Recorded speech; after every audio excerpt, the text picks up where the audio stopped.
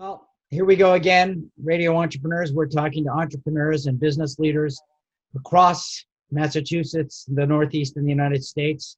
Our goal is to continue to educate people as to what's going on in this economy. My name again is Jeffrey Davis. Our next guest is Alexander Margulis, COO, the Mansfield Bio-Incubator. Welcome. Thank you so much. Well, biotech, a lot of people are talking about biotech right now. Boy, oh boy, what a hot industry. Why don't you tell us about what Mansfield is doing? What we're doing is we are providing an alternative to the high Cambridge prices for the startup companies to start up, grow, and develop. So we are located less than an hour from Boston, Cambridge. We have plenty of space to operate. We started in 2017 with a 10,000 square foot facility. That's a mixture of a lab space as well as an office and conference room. We also have some shared equipment. And our goal, like I said, is to help the companies develop and thrive. Interesting. How many companies have been through your program? How many are currently in this space? In total, we've had about 20 companies that have been through our incubator. Right. We now have about 10. The one thing I want to mention is that we have recently received a $2 million grant from Mass Life Sciences. And we also got a really good support from our landlord to facilitate the expansion for another 15,000 square foot. So you're growing and you're financed. Very nice. Yes, certainly we've gone a long way since we've started in 2014. But as always, we are looking for more funding for not just the physical equipment, but also more programming to help out the entrepreneurs. So who sponsored the incubator? Who started it all? This one. Well, the incubator was started by the owners of the space, and it was spearheaded by Ras Yukananov. He owns a small life science instrumentation company called Precision Biosystems, and he's been renting the space for several years, and he saw this opportunity because the space that we're located at, it used to be a glass plant owned by Owens, Illinois. However, in 1980s, the plant closed down, and that space has been used as a warehousing transportation hub. But he felt like the space was underutilized.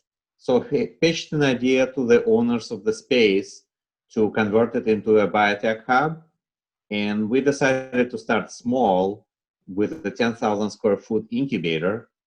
We then now want to expand for another 15,000 square feet.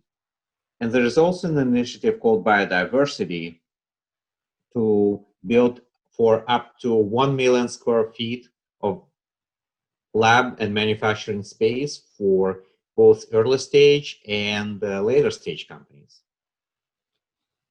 So are you a for-profit incubator or a not-for-profit? We are a nonprofit incubator because our mission is to actually grow the economy in the southeastern Mass. As you can imagine, there is a huge boom in life sciences in the Boston area. However, the areas of southeastern Mass was somewhat overlooked, despite the fact that there are several high-quality higher education institutions, such as Wheaton College, Stonehill College, as well as Bridgewater State University. And we are also very close to Rhode Island, Brown, URI. So in this way, we feel like there is an untapped potential for the life sciences to grow in the southeastern Mass. And we'd like to facilitate that. So how does one qualify to get into your space? Is there a process for application and screening? We certainly have application and screening procedure, yes, but obviously we are selective, but at the same time, obviously we are, for the lack of a better word, we like to democratize life sciences. So in other words, we house ideas that may not necessarily qualify for tens of millions of dollars of the venture fund from the outset. All right. Is there particular types of biotech companies that you like to qualify more than another? We are relatively open in terms of what type of companies we have. I'll give you an example what kind of companies we currently have within the incubator. We have a veterinary regenerative medicine company called the Hilltop Biosciences. We have a couple of drug delivery platform companies, such as Cocoon Biotech, as well as Molecular Sciences. And in fact, Molecular Sciences is a cannabinoid delivery company. So they actually have a very cool product that would actually help women overcome their inhibitions. And also we have another company that joined us recently called Veramol. That's another drug delivery platform. And we also have a couple of oncology companies too. And we actually have a company that I unfortunately cannot disclose right now. They're actually working on a COVID-related project. So is there also, besides the physical space, is there an infrastructure to help these entrepreneurs as well? For sure. We have a mentoring program. We also hosted a number of events, mostly geared towards entrepreneurs with regards to their fundraising, IP protection, and such. And this is something that we want to keep building on. Interesting. And has COVID affected your business positively or negatively at all? Well, COVID unfortunately did affect us negatively back in the springtime. With that said, we are actually recovering now. As I said, what we've done is we've actually advertised our space to a wider biotech community as a place where you can develop COVID-related products. And we were fortunate to have one company actually taking advantage, which... Very interesting. And we've been speaking with Alexander Margulis, COO of the Mansfield BioIncubator.